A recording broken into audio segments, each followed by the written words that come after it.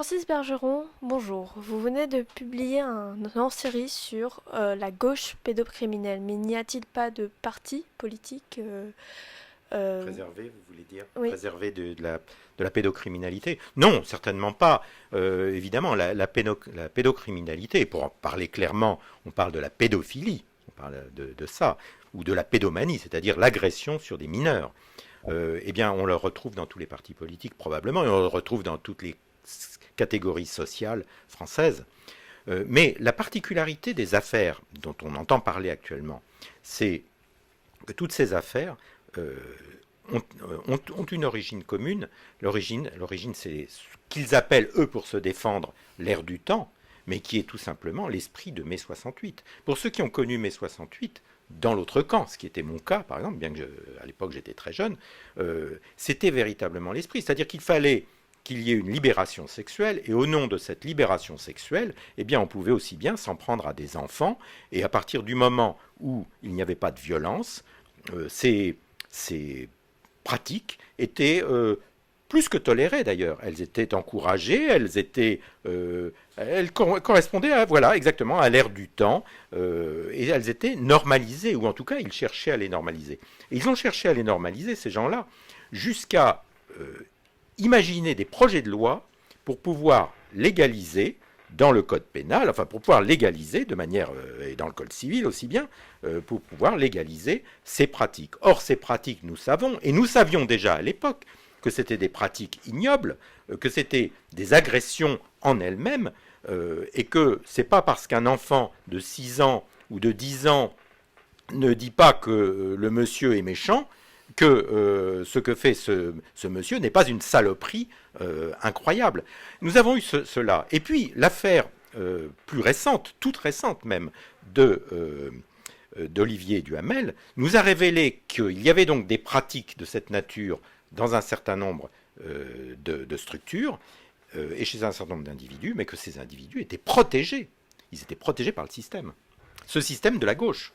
Et comment peut-on expliquer cette tolérance dont ont bénéficié ces criminels entre les années 70 et 2000?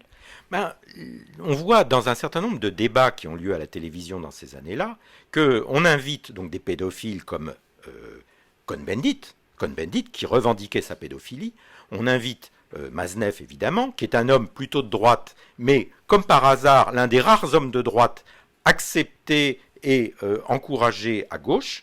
On invite Hockenheim, on invite Duvert, on invite des gens comme ça qui sont d'authentiques pédophiles et qui militent pour la pédophilie, parce que ils représentent une espèce de courant libertaire, libéré sexuellement, etc.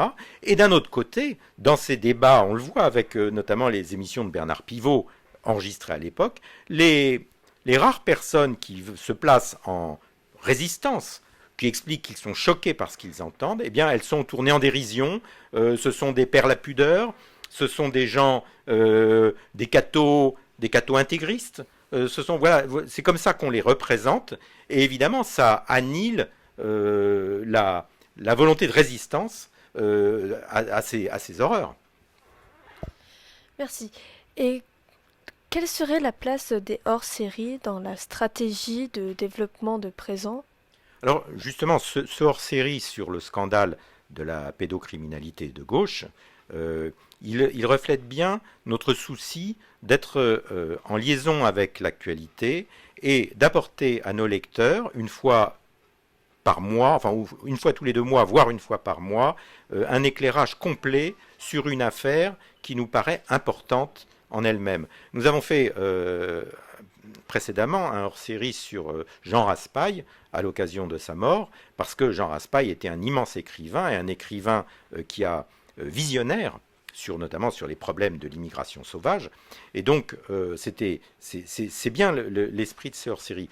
Mais plus globalement, les hors-séries, ils ont pour vocation de donner donc un éclairage sur un sujet, mais aussi d'avoir une visibilité et de donner une visibilité au quotidien présent. Parce que le quotidien présent donc, se trouve en vente tous les jours, mais les hors-séries, eux, restent 2 mois en principe en kiosque, et ça permet à l'acheteur occasionnel de voir dans le kiosque la revue qui correspond à l'état d'esprit, à l'esprit du quotidien. Donc c'est un marqueur intellectuel, mais c'est aussi un outil pour rendre visible le quotidien. Merci Francis Bergeron. Merci.